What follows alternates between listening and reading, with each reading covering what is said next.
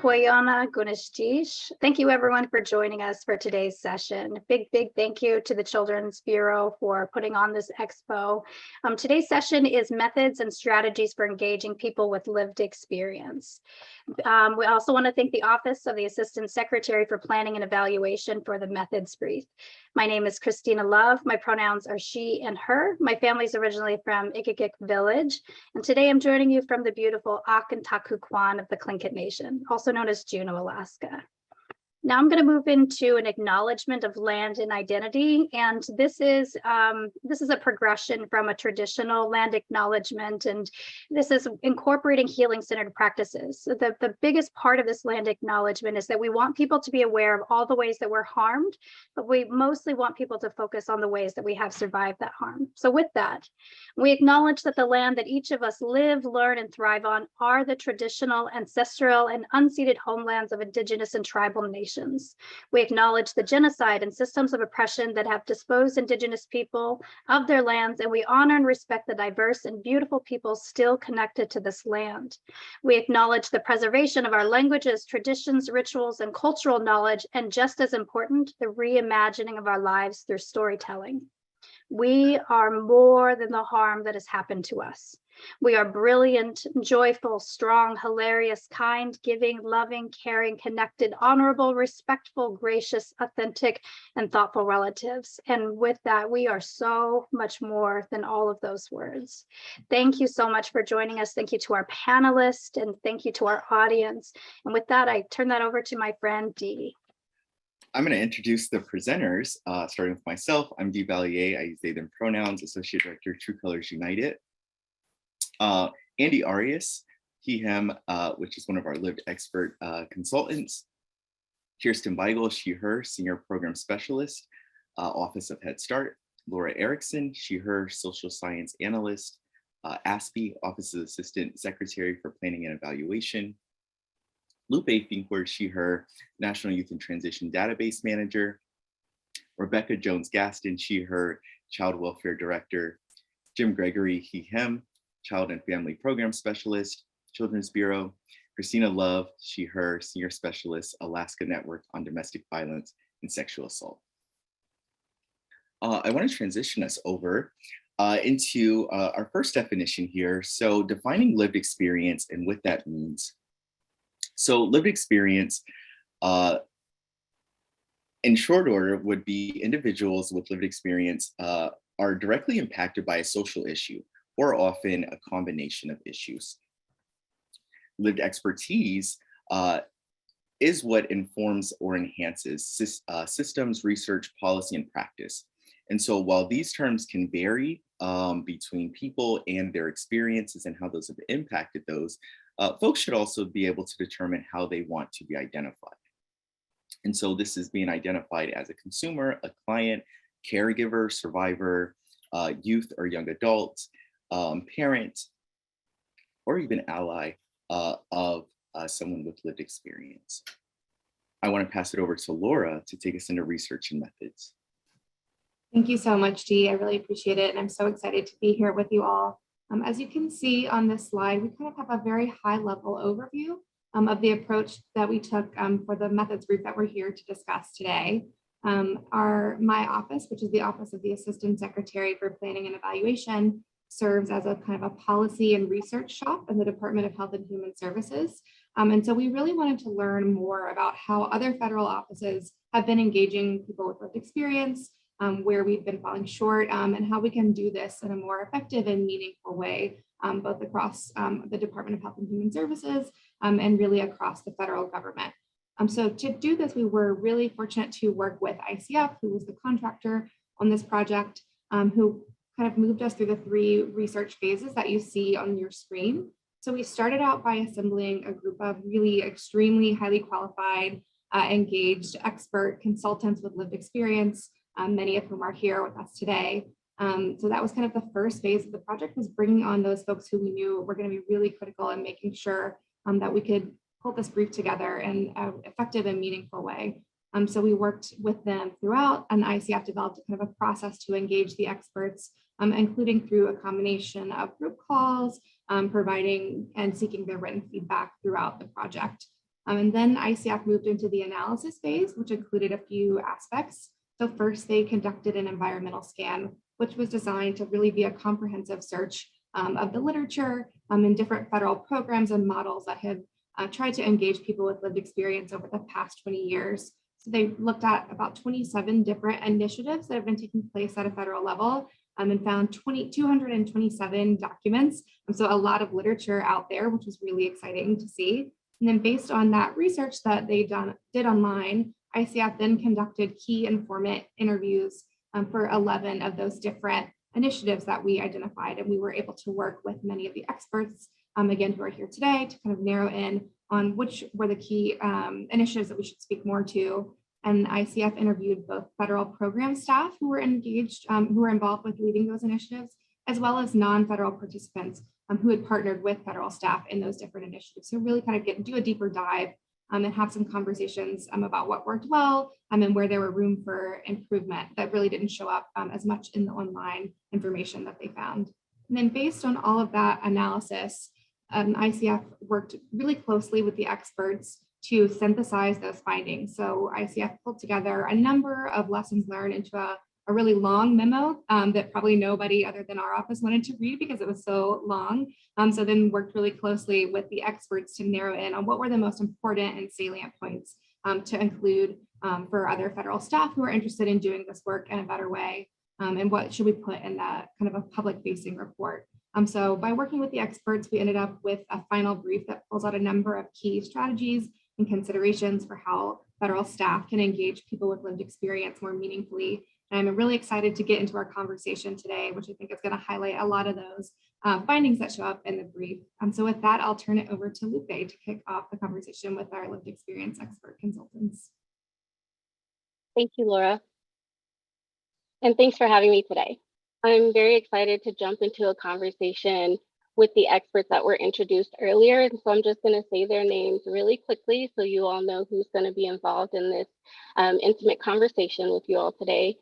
Dee, myself, and Christina will be participating in this discussion. And I'm going to pose a couple of questions and feel free to answer them how you would like. And Andy. Andy's also with us. I see you there. So feel free to answer those questions how you want. You can answer the first one or both of them at the same time. It's truly up to you. So the first question is, how would you define lived experience?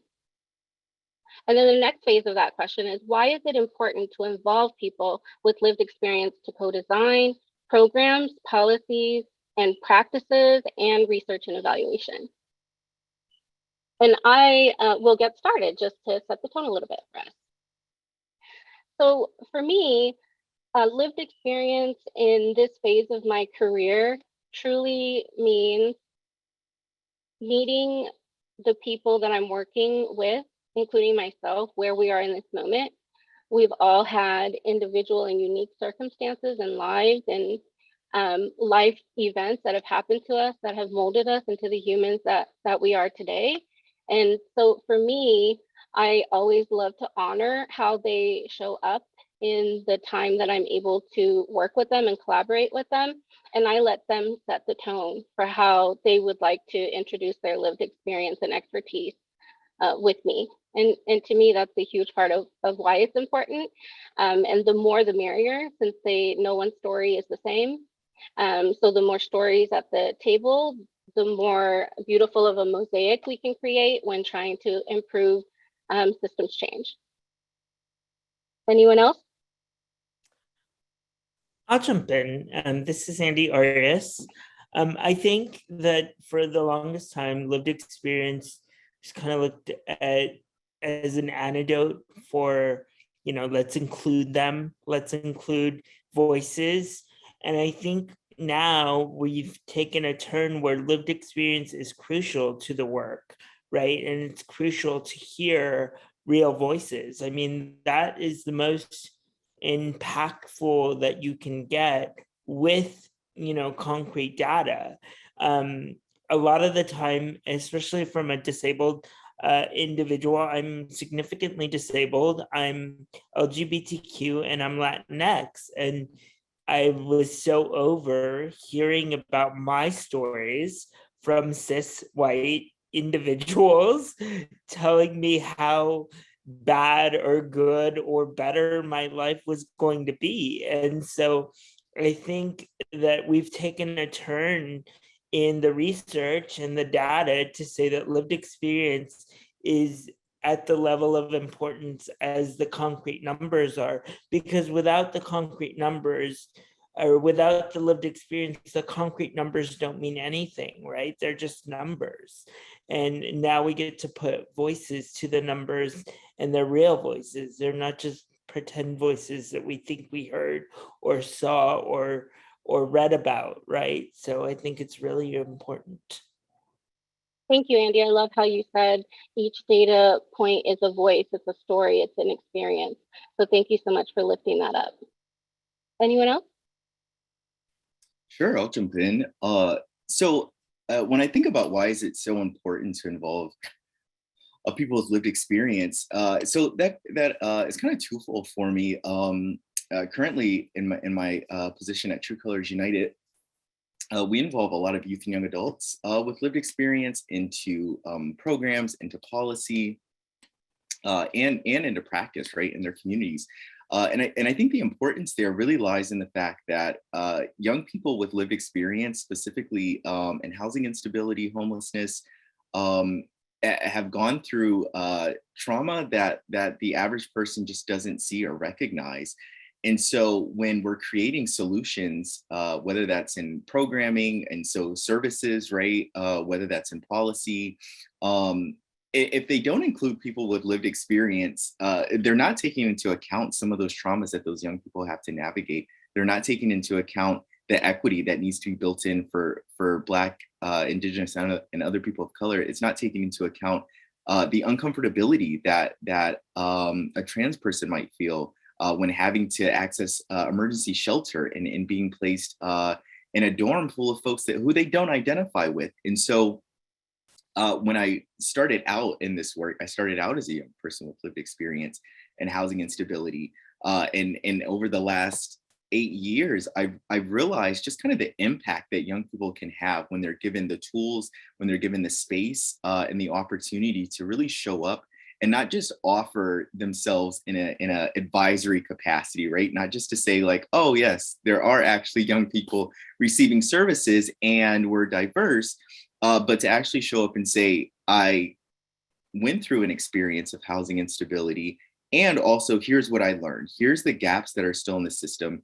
Here's why that was a good experience for me, or here's why that was a horrible experience for me. And here's not only why that needs to change, but here's how that can change. And so one of our goals at True Colors United is really pushing this philosophy and also this idea of youth collaboration. And so in practice, right, we've been across the country training organizations, nonprofits, continuum of cares as to what youth collaboration is, what that looks like, as well as having really uncomfortable conversations such as adultism, right? Oftentimes when adult identified bodies are in spaces, and those are the ones that are saying we're creating the policies, we're creating the rules, and they're not being informed by anyone who actually has to navigate any of that, that really creates a deficit there, right? And also it doesn't encourage young people to actually give meaningful feedback. It doesn't allow young folks to move into positions of leadership either. And so when you go into a shelter or when you go into a drop-in center, you don't see people who look like you. You don't see people who have had the same experiences as you. So, I mean, I could go on as well, but I think overall, right, just kind of like naming that we have to unlearn a lot of the isms, I think that impact every system, right, that we have to navigate. And also, we have to be willing to collaborate with those who have lived experience navigating many of the systems that were put in place by folks who were not impacted by those same systems. Thank you, Dee. I'm going to pass it to Christina. Yeah, Koyana, thank you. Thanks for getting it started. Lived experience to me is the acknowledgement of my survival of multiple and intersecting levels of oppression and violence.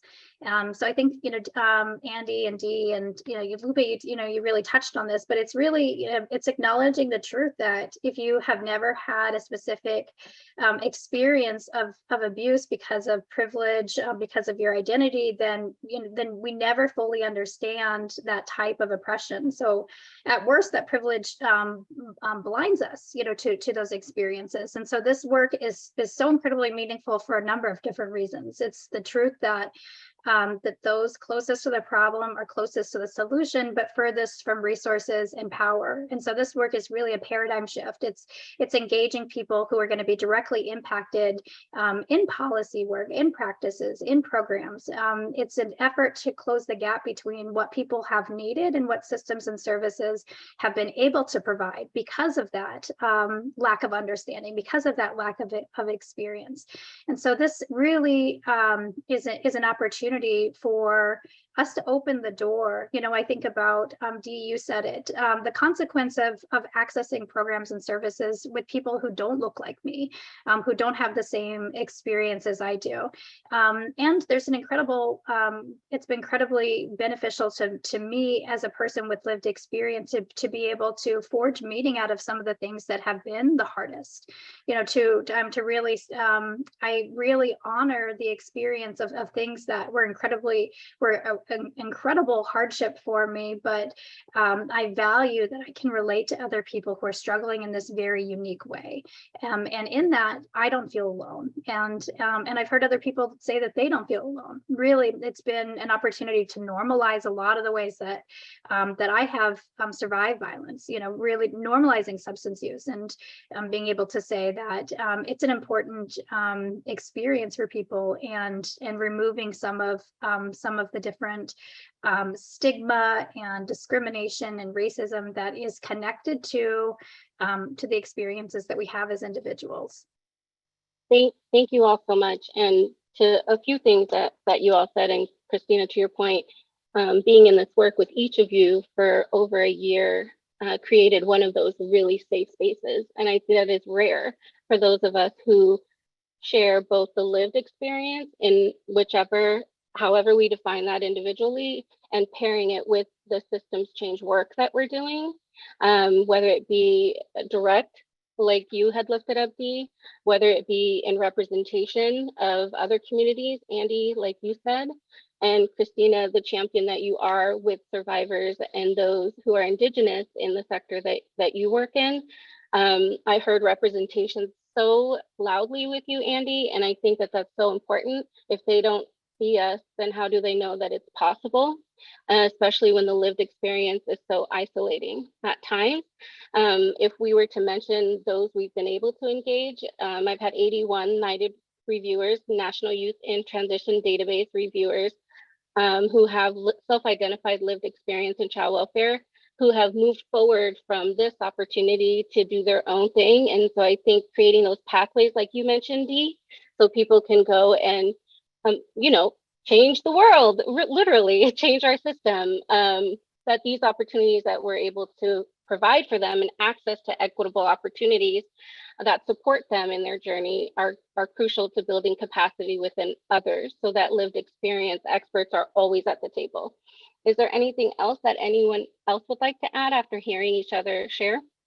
I just want to comment real quick on Dee and Christina's statements. You guys really, we are all from unique perspectives, and it's so great to not only share our experiences, but I hope the larger audience knows that not only do we come from the lived experience, but we've dedicated our lives to this work, and not to, put us on a pedestal, but we are one of many individuals that are doing this work, right? And so look for those individuals that you see doing that work of trying to be a leader, pushing forward, and help them, assist them, because privilege is not only based on race, ethnicity, but it's based on a power dynamic. So if you see your privilege, utilize it in the best way and help those move forward, because a lot of the time we don't have that space. or we have to navigate this world where we don't get to move forward ourselves. We have to wait for someone of privilege to open that door for us. And until that changes, we need that assistance. Thank you, Andy. And to close out our initial discussion with each other, I just hope that the audience is able to see that by engaging those with lived experience in our work, it brings our work more to life and makes it more colorful. So everyone invite one. And I'm going to pass it to Laura.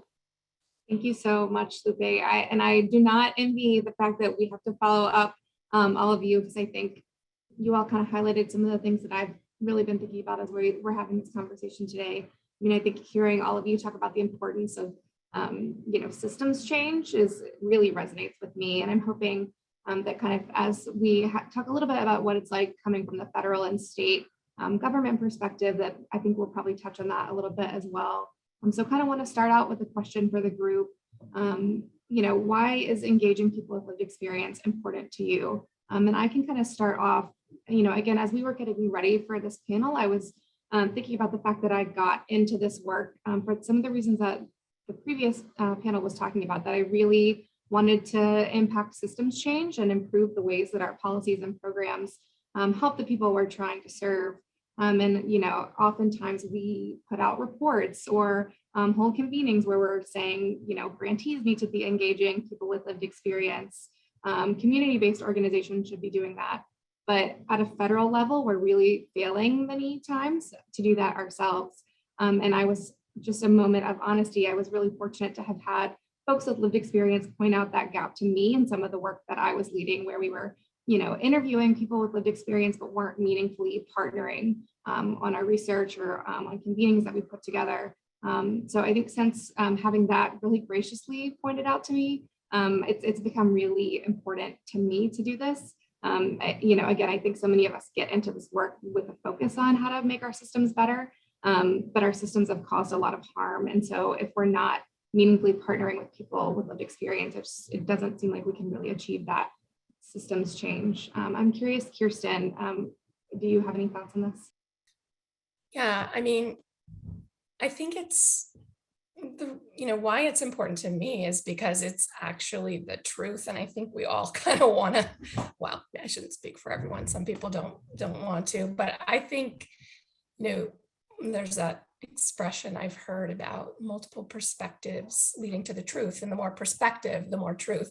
And from a federal perspective, the more truth, the more perspective, the better your policies are, the better your approaches are, the more informed and authentic your approaches are. So I feel like, that is something that, because I work for the Office of Head Start, because Head Start is a program that has kind of in its mission, this idea of it was born out of the war on poverty, and the kind of idea that like nothing for us without us, like we are going to build this program and we are part of this program. So we have a lot of infrastructure in the Head Start program that, it's this idea of a shared responsibility, like educating young children and infants and toddlers on kind of foundations of health and wellness starting at the beginning. That's a partnership between the staff and the children and the parents. And so we've structured the program in that way to kind of support that sensibility. So there's a policy council, and 50% of of the policy council that makes decisions about the program are parents, and parents have to give input on their children's learning and development goals and what the program's doing with the curriculum. So it's kind of all baked in. And I think that provides the net in the space for lived experience to emerge and more inform things. And so I think about it, and what's meaningful to me about it is, how do I cultivate that shared responsibility mindset as a starting point? Because without that, and maybe that is about power and making hierarchies dissolve a little bit and giving up power and offering power and those kinds of things. But to me, that's kind of where I think it has to start. And that's what's meaningful to me about this work, for sure. I mean, I will say that 20% of all Head Start staff, and this has been for many years, are former Head Start parents. So the program is constantly having that perspective kind of as well. So that's a little bit. I could talk about this for so long. I love this topic. But let's hear from Jim, right? I'll jump in real quick, Kirsten. Thank you. I really appreciate hearing your perspective. I think why engaging people with lived experience is so important to me. I think it's important to ensure there is space being created to authentically engage people with lived experience. I think many times we see where individuals are actually not necessarily being engaged 100% of the time, and you're just getting their story. So you do it sort of half doing it. You're inviting them to the table just to hear their story, but then you're not taking it to the next level, for example. It's also very important, I truly believe, to use their expertise to help elevate those experiences that they've encountered, and to help identify those system improvements. I think we've heard that from the previous panel, and it is interesting to see sort of some of that overlap even in the work that we do from the federal and state level as well. By including those with lived experience, I think it also improves that service delivery piece of it, because you're identifying those gaps in service delivery. And then by identifying those service gaps and improving the service array across states, jurisdictions, and tribes, you're also improving those outcomes for safety, permanency, and well-being for those with lived experience. That's where, when I think of that question, those are just two of the immediate things that come to mind. I'm interested to hear what Rebecca might also have to say as well. Rebecca? Thanks, Jim. Hi, everyone. Rebecca Jones-Gaston. So I love this question, and I love that this conversation and focus has really evolved in the way that it has nationally. Engaging with people with lived experience is important to me as a child welfare director, in that I need to be able to lead my team and lead work to impact the families and children and communities that we're working with. And in order to do that well, effectively, efficiently, and well, I have to know what the impact is and what our shared desired impact is. And, being able to think about interventions, practices, policies, statutes, all the things that our bureaucracy and our systems have that kind of govern how we do things.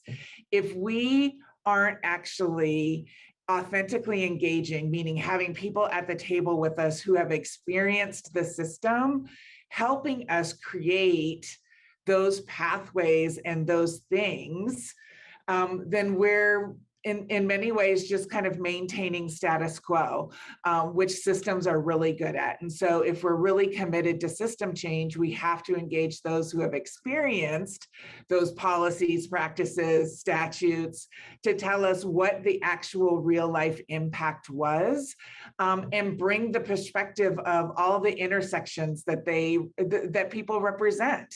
It might be race, it might be gender identification, it might be language, the whole wide gamut. If we're only looking at things monolithically, then that's really what we're creating. And again, if we want system change, we've got to have the diversity in perspective, and not just telling us the story of experience, but really helping create, guide, decide, and implement what it is that we're creating together.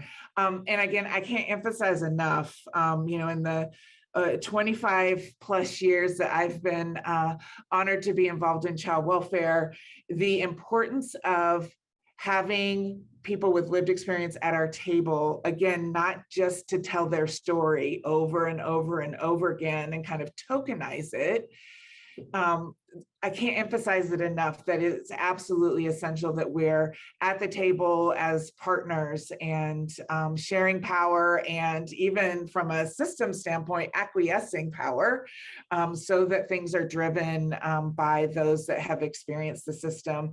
And I come to it with my own experience with foster care and adoption. And so being able to have a lens of lived experience doesn't mean that I have to, every time I share an idea or a thought, have to say, this is because I lived this experience. It really is just part of the perspective and the lens that I move in my life.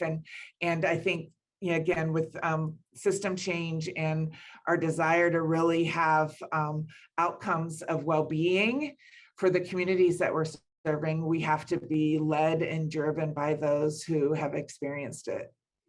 So I'm going to turn it back over to Laura. Thank you so much, Rebecca, and thank you to all of you. I mean, that just all really resonates with me, especially the point that this is really hard work and our systems, as Rebecca was saying, are not inclined towards change. So it really takes intentional effort to make that kind of systems change. And I think all of us really obviously wouldn't be here if we didn't think this was important, but I'm just curious if folks have any thoughts about maybe some examples of the impact that this has had on your work, just to really drive this home. So maybe Jim, we could start with you. Yeah, Laura, thank you. I appreciate that. I think it's really helped to really foster creative ways of how to communicate with those with lived experience. And what I mean by that is meeting those individuals with lived experience where they are, taking the time to understand their perspectives and identifying the best ways to invite their expertise to engaging initially and ongoing.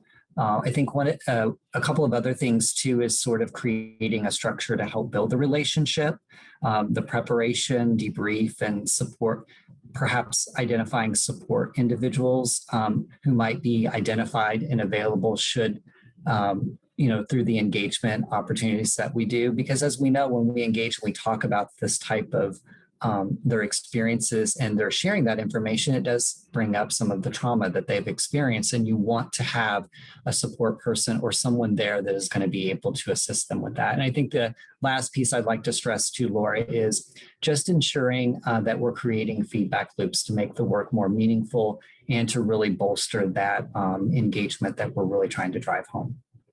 Those are really great points, Jim. I appreciate that. I'm curious, Kirsten, do you have any thoughts on this? We have a National Center on Parent, Family, and Community Engagement, and we do have we have a group of parents who we partner with to kind of look at what we're producing for the field around family engagement.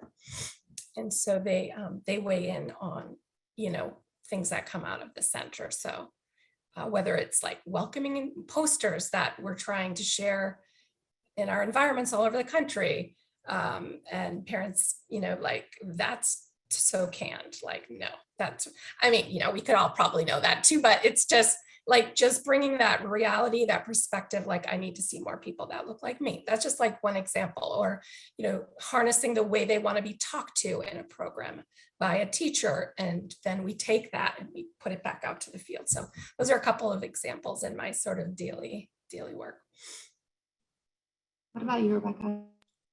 Yeah, I think what I would add is, in having lived experience kind of driving the work, as systems people, there has to be some humility of acknowledging when you get it wrong, and then changing your behavior to actually incorporate and reflect. And, I have a lot of lessons because we're inclined to try and move fast. And certainly over the last couple of years in the pandemic, there were lots of decisions that had to be made quickly. And just really for me, a stark example was coming up with an adjusted policy around how to help young people and parents have family time together, even with the constraints that the pandemic brought us. And we were moving 1,000,000 miles an hour, and we came up with the policy. And then we asked people, isn't this okay? Are you okay with this? And got kind of shut down, rightfully so, of saying, well, did you consider, tribal sovereignty? Did you consider what it means when there's transportation challenges?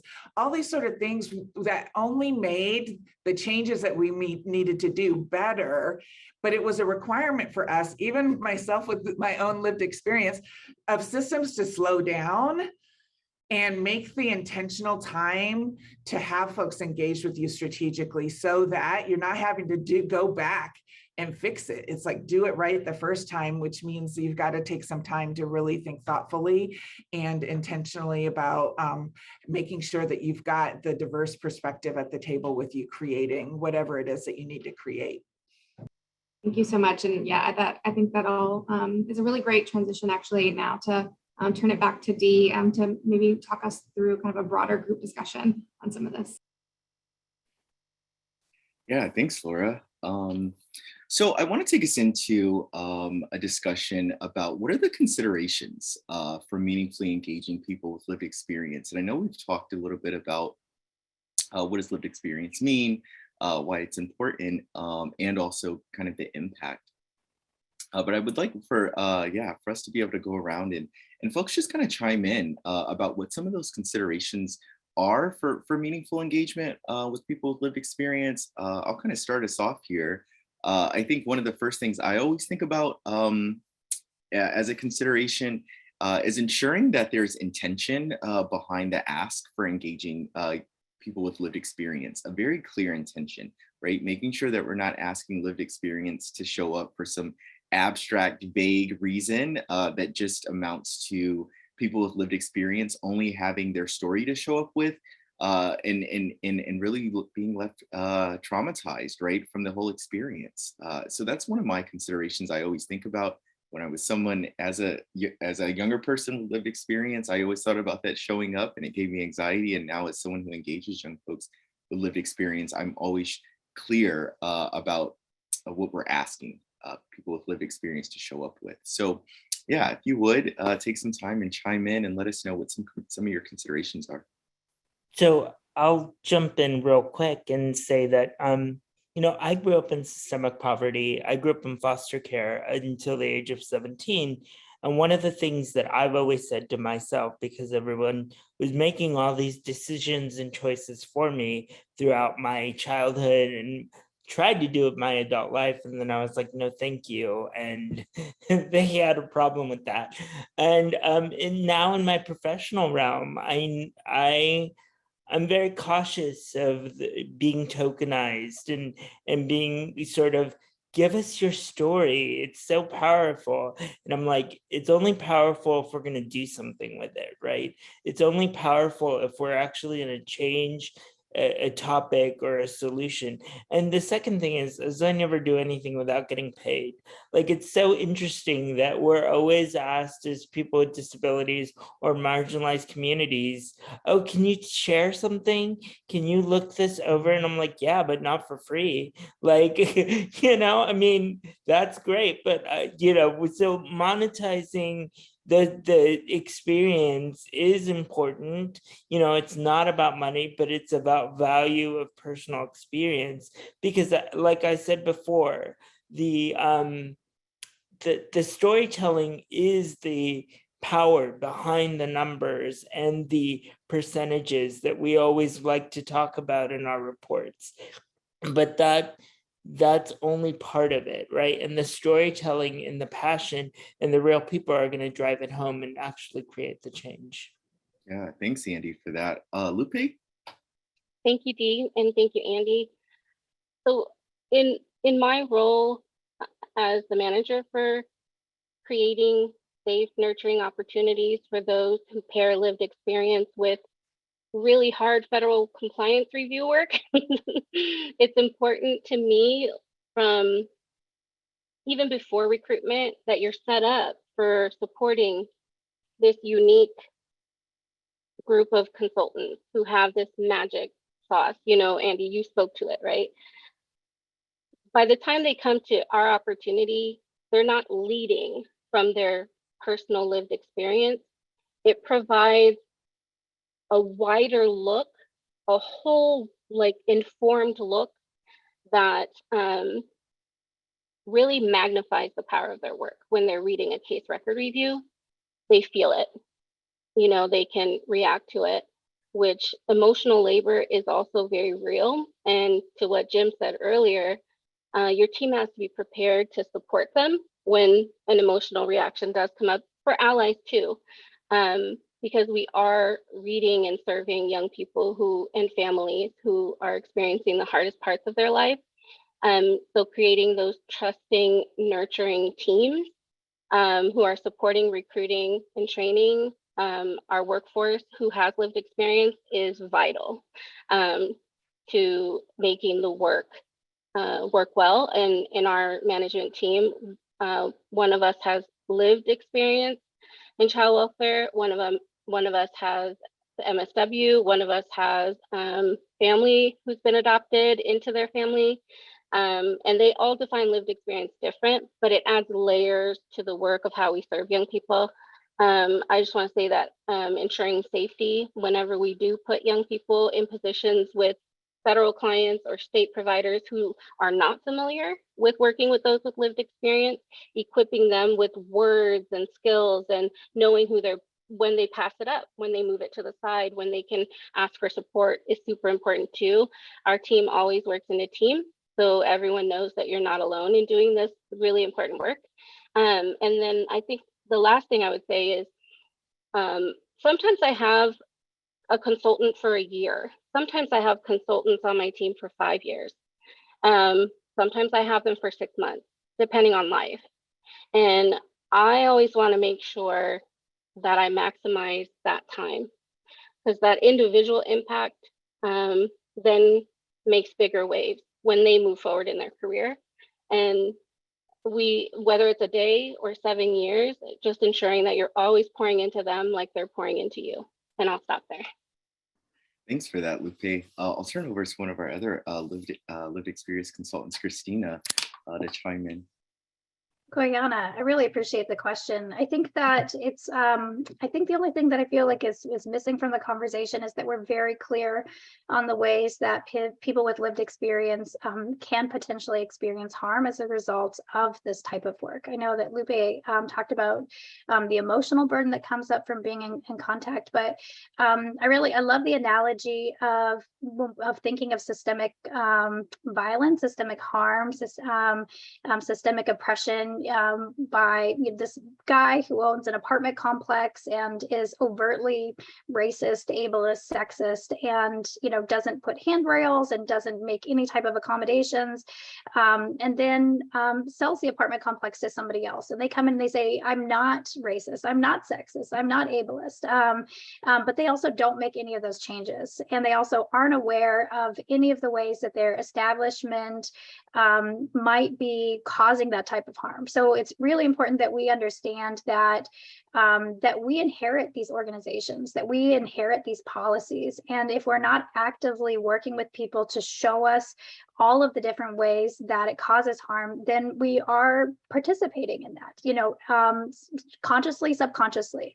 I think the other thing is that we really have to grow ourselves. So this is an everybody conversation, that we humble ourselves, so that I talk about as a female perpetuating sexism, that as an Indigenous woman have homophobic tendencies, have racist tendencies, that we talk about it in this very clear and open way, so that we're dedicated to having right, meaningful, healthy conversations, relationships, and that oftentimes when people are interacting with these organizations and agencies, there might have already been a lot of harm. So we're not starting off on equal. We have a lot of trust to earn, and making room for the unseen.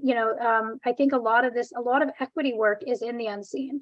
When I walk into a room, I can feel the energy there, and that's a survival technique that I picked up as a child and that I've had my entire life. And so I might not have the language to say it, I might not have the opportunity to process in that moment. So having opportunities for us to really reflect and talk about our experience, and make room for everybody, that we communicate in completely different ways. So we don't put so much power into the written word, that we look at all the different ways that we are engaging. And again, giving yourself permission to be human. So having a plan, not for if you make mistakes, but when you make mistakes, and having a process for repair, almost like a love language. People have different repair languages that are really important, that we acknowledge and that we understand, and really celebrating that. I think somebody said it, but the more perspectives we have, the more truth. Really, that this, by bringing more people, more voices, more experience, this strengthens the work. This and us as individuals, so that we're always learning from the people who are directly in front of us. Thanks for this conversation. Thanks, Christina. I'd also like to hear, I know we just have a few minutes left, but I'd also like to hear from our state and federal staff too. What are some of the key considerations for engaging people with lived experience? Well, we do, and I feel like from a federal perspective, like we do deal in language, like language of contracts, language of funding announcements, language of communications, language of training and technical assistance materials. So we deal in language. And so my challenge to us is to think, to reflect on our hierarchical language that we use, because I think that we are not doing to people, we're doing with people. And if people can, and the federal systems can start to see the with in it would be quite a different sort of product. And I think again, that's that shared responsibility perspective that I talked about before. So I think that's one thing we can all sort of do, is reflect on how we think and write in that way. And then I will, one thing that we're doing in our office right now is we're doing focused discussions with each division, grants, contracts, like all the federal things, and thinking how can we engage families and family voices in our work in this little federal office. Because we can have advisory groups, and yes, we can, we've had parents input on our regulations and things like that, but what aren't we thinking about? Just even to have the time to go through a process to say, where can we think out of the box here? Because just because there's a million government rules doesn't mean we shouldn't stop thinking about it and see if there are some ways to do this. So those are just a couple of considerations, I think, from a federal perspective. Yeah, thanks for that, Kirsten. I'll pass it over to Rebecca. Consideration. Thanks, Dee. So considerations, everyone has captured some really great ones. We systems like jargon, and we come up with, we take words of jargon and then we make them acronyms to add to the level of jargon that we have. And sometimes systems have the same acronym that mean completely different things. And so in some ways you need some translation, and making sure that everyone in the room, in the space, understand what we're talking about. So the folks with lived experience, but it's a practice you should be doing with your partners and everyone else that you're working with, so that we all know that we're coming at it with some shared definitions. I think the other space and place, I absolutely think the compensation, both monetarily, but also from the standpoint of acknowledging the level of expertise at the same level of, a so-called professional that's sitting at the table, and really acknowledging that lived experience is equal to, if not greater than some of the degree initials we all have behind our names. And so I think there are ways to compensate people beyond monetarily. I think that's absolutely essential. But in acknowledging, by maybe it's co-chairing, maybe it's, being the facilitator, it's the setting the tone, the location, the time, based on what people need to be able to fully participate. I think the last thing that I would say also is, I think the spaces and places of creating opportunities for actual employment pathways, and with a wage that is a livable wage, and not just the entry-level positions that tend to be the ones that are slated for folks coming to the table with lived experience, and really pushing the systems in that way to acknowledge again the expertise that's at the table and be willing to learn and grow together, and have those feedback loops so that there can be some conversations with humility and transparency around the table, I think is critical. Thanks for that. Amazing. Thanks for contributing some of those key considerations. Jim, can I toss it over to you for a final key consideration here? Yeah, sure. And I probably can do it in maybe less than a minute. So Rebecca really truly hit on one of the big key pieces that I wanted to talk about, and that's definitely like that feedback loop. When you are engaging those individuals with lived experience, they always, sometimes folks don't go back and tell them or demonstrate to them what their feedback or how their involvement in engagement, how it was impactful to a policy, for example, or any system change that they made within a department, for example. I think that's so important. And I think oftentimes folks, I think someone mentioned it earlier, where we're looking for the end before we do all the work in between, and we rush to the end.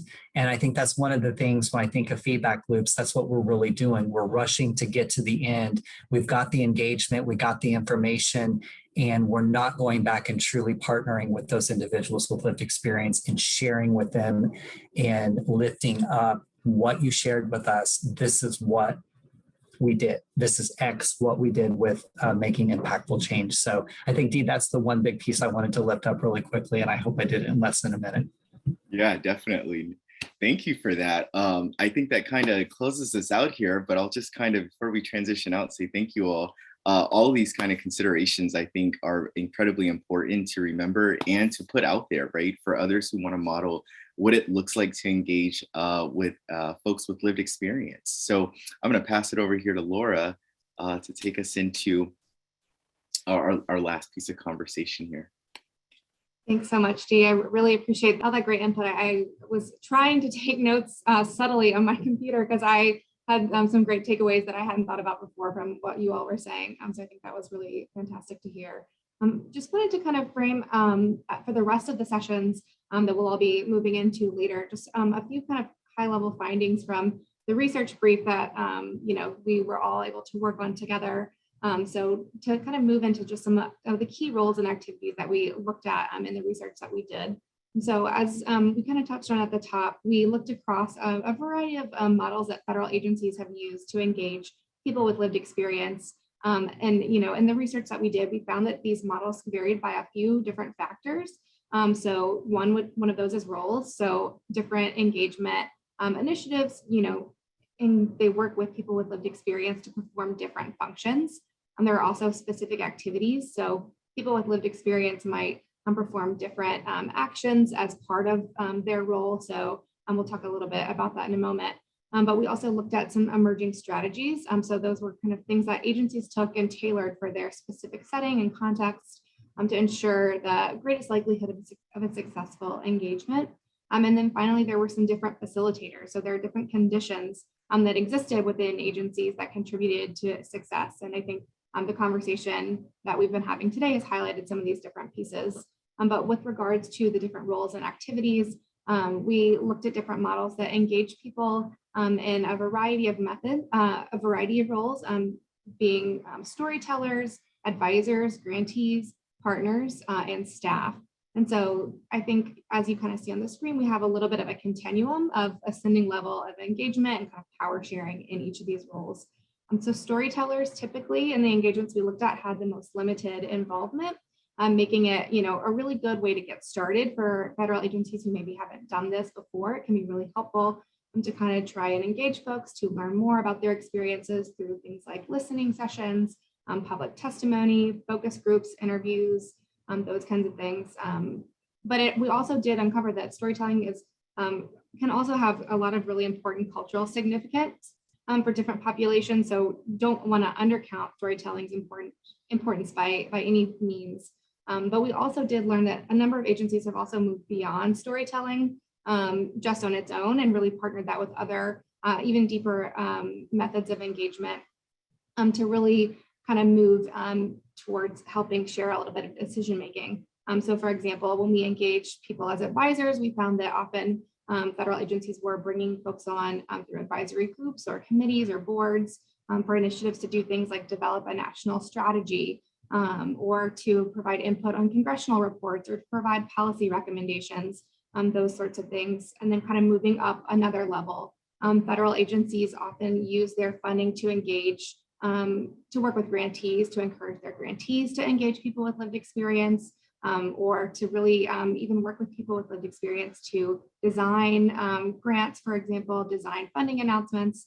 And then moving even further up, folks also worked with people with lived experience as partners to really help do the actual work, like providing training or technical assistance, doing deep kind of consultation to help develop materials like guidance or model policies or reports or research papers, for example. And often partners were external to federal agencies and a little bit different in the research that we did from advisors who were typically folks who worked with agencies, whereas partners were often coming from organizations that kind of were comprised of people with lived experience to kind of represent folks with lived experience and to connect with community. And then finally, on our kind of continuum here, many federal staff, of course, have lived experience as well and can bring really valuable expertise and perspectives to this work. So sometimes staff might be hired intentionally because they bring lived experience. Some people might have lived experience. It might not be why they were hired, but it can still be a really important facet of their job. And people may or may not be comfortable disclosing in the workplace, but regardless, people with lived experience who are federal staff work on all kinds of federal work, from providing training, doing grant monitoring, ongoing consultations, coordinating projects, or even mentoring or coaching other staff. So I think all these roles and activities are really important, and I think we'll probably hear a lot more details throughout some of the sessions today. But again, just want to emphasize that these really featured varying levels of power sharing and authority and responsibility with people with lived experience and the federal agencies that were engaging them. So it's, I think, as I think our conversation has highlighted today, really thinking about whatever way that we're engaging people with lived experience, making sure that we're sharing power and storytelling to the greatest degree possible. And I think sometimes, at least as a federal staff person, that's not always comfortable. Sometimes we feel like, oh, we're in this hard, like larger bureaucracy, and maybe I individually don't have that much power. But looking back and recognizing that individually we each do bring a lot of power to our roles. So really trying to share that as much as possible is one of my key takeaways from just our conversation today, as well as the research that we did. And so I'll turn it back to Dee to close us out. Yeah, thanks, Laura. So I just want to give a big, huge thanks to everyone, all the panelists. Once again, this is an amazing conversation that we had today. And so I know it takes sometimes just a lot of extra time to chime in to do a couple of these things, but I think also just kind of some of the capacities that we all bring to this space was really necessary to come together, to combine, to have this conversation. I also wish anytime there's an entity that's reaching out to people with lived experience, they could convene us all. I know that'd be an expensive ask, but I think it's also an important ask. So anyhow, as we close out here, just a kind of a couple takeaways that we had, being very intentional about when we're engaging people with lived experience, also ensuring that we're reaching out to others who have already done it or who are doing it and are engaging in a way that is incredibly equitable, and also that really centers people with lived experience and finding some of the solutions that we're often looking for. So I'll close with that. Once again, huge thanks to the Children's Bureau and ASPE as well. And that's a wrap.